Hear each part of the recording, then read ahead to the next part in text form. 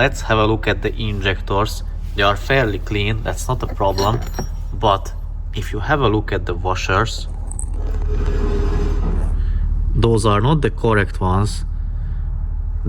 They are a bit thicker, and because they are thicker, the injector is further up inside the combustion chamber, and the spray pattern is not the best or correct, and that could have caused, if you remember in the first part of the video, that the correction values of the injectors weren't right.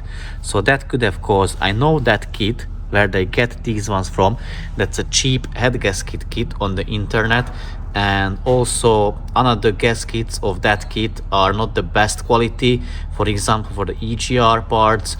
So yeah, we are going to replace obviously the washers, and then now we are fitting the timing back, so the engine is in time again, the surface is cleaned, and Ben is sealing the timing cover.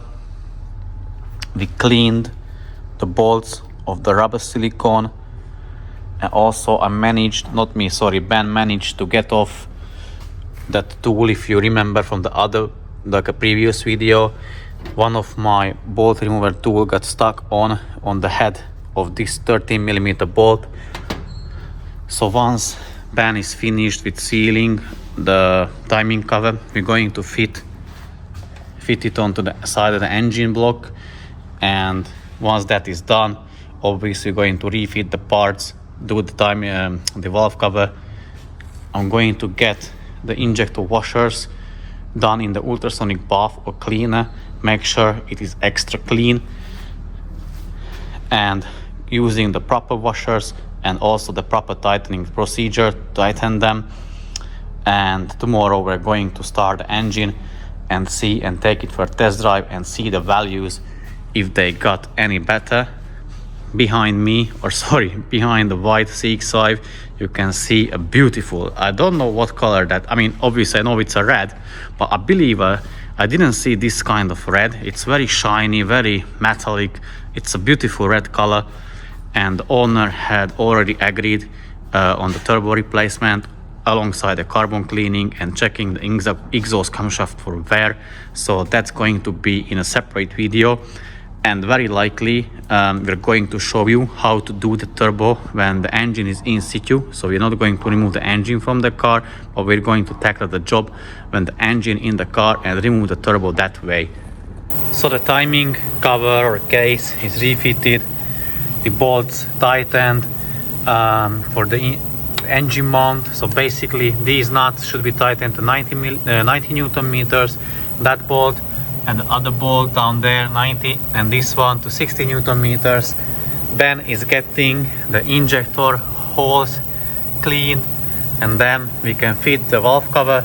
We're going to fit as it is, so we are going to fit the valve cover first, then the ECU bracket and all that stuff, because we have a lot more room. And if we already have removed, not unnecessarily but unintentionally, the ECU and the timing cover, let's use that advantage a little bit. So basically, instead of like half a minute job to put back the sprocket to the camshaft, it took us a day to get it back to this condition or into this position, and from now on we can carry on with the rest of the parts and the rest of the stuff, which the next one will be the valve cover. I just came back from the test drive with that Mazda CX5, which had the oil pressure problem, and let me switch the camera and show you a few more like important live data points which I can see, and let's check if the oil pressure has improved or not. So before I went for a test drive, I did reset all the data points, the values which I could. So that was the injector and the DPF, because I could see the DPF was close to the region. So I did reset the values, and also I did reset the injectors, and I did reset the consumption. So when I started I had 0, and gradually it went up, and I had high 40s like 47, 48, and I wanted to trigger or get a DPF region triggered. How do I know? On these older models, which they don't have those icons on the bottom of the screen, basically you monitor the consumption, the average consumption, and you try to drive the car at constant speed, let's say around 50 miles an hour, and then the MPG will always increase, and at one point it will stop, but it will average about the same. So let's say whatever that number is, let's say in my case that was 47 MPG. As soon the numbers started to drop, I knew that the car is doing the regen. Again, in my case the numbers went all the way down to 33 MPG, and then once they started to rise again, then I knew the DPF regen was finished, so I can come back to the garage and have a look at the other values. And let's have a look at them. So you can see I was driving the car for 37 minutes. We have engine oil temperature of 86 degrees. The oil pressure is not too impressive, to be honest. It's averaging 120, let's say 120. That number should be 160. Let's rev it to 2000 RPM, 285, and let's try 3000 RPM, 360-ish, low 360s. So the exhaust pressure sensor values seems to be okay, or fairly okay. I may not replace the sensor just to save some money for the customer. I cleaned the pipe. The sensor is giving or reading fairly good numbers. The DPF pressure sensor values are a bit high. That number should be straight after the DPF regen, not more than 0.3. So what I'm going to do, because we are going to do still one more oil change for the customer, I'm going to trigger another DPF, but in this case forced regen, and hopefully that those numbers will go or down, and then I'm going to change the oil. The reason for that, because every time you do a forced regen with the scan tool, it dumps fuel into the oil and it gets the oil thinner, but it doesn't matter in our case because we're going to drain that oil anyways. Let's have a look at other numbers. So as you can see here, I did reset the injectors, so the values for them are 0. I'm going to do the relearn of those shortly, and I'll tell you why. So basically what I want to see, if you come or scroll down to the correction factors or values of the injectors, you can see the number 1 is getting out of spec, which I believe that should be in between 0.7, negative 0.7, and in between positive 0.7, and also the injector number 2 is out of spec. So I'm going to do the relearn, the pilot relearn of the injectors, and I want to see if the numbers are going to be any better. Obviously the closer to 0 the better. And let's have a look other values.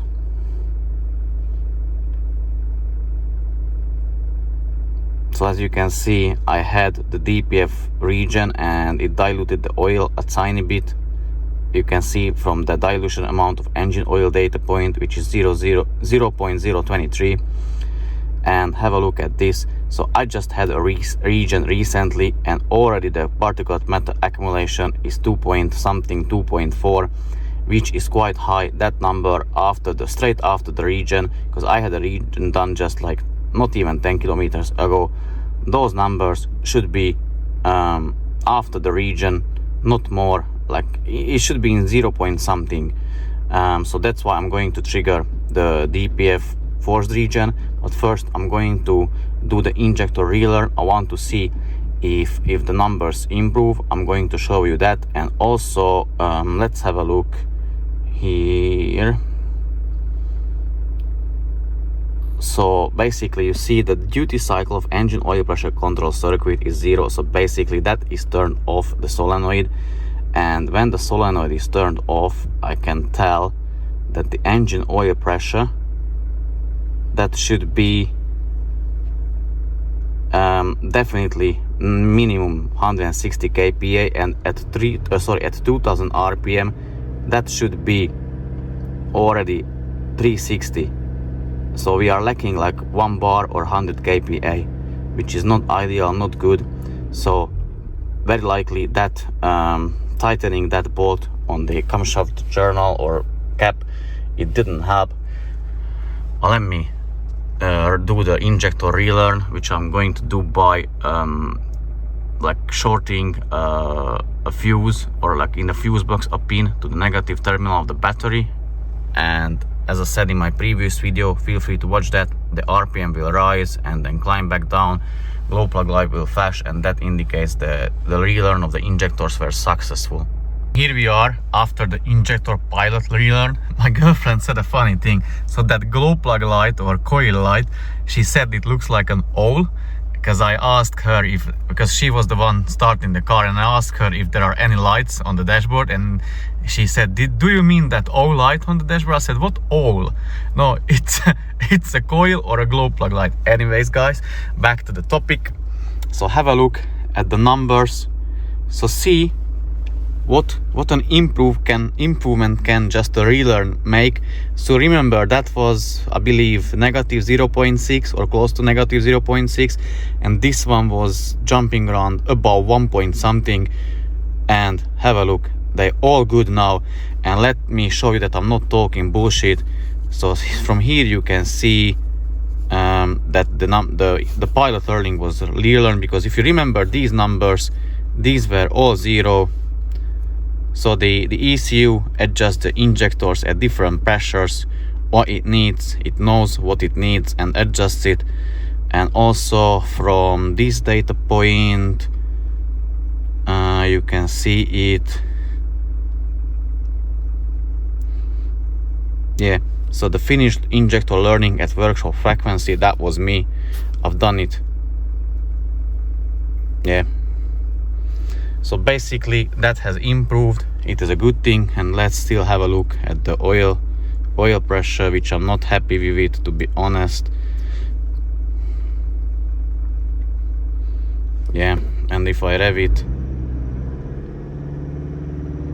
so as you can see, the lower the oil temperature, the higher the pressure, because at higher oil temperatures the oil viscosity or the oil gets thinner, and it's basically easier to pressurize, meaning less resistance, so it loses the pressure. And also obviously that is because the crankshaft is reground, and what God knows what else they've done to it. I mean, it's in its own, regrinding a crankshaft is not a bad thing if it is done properly. Make sure the tolerances and everything kept what the manufacturer says.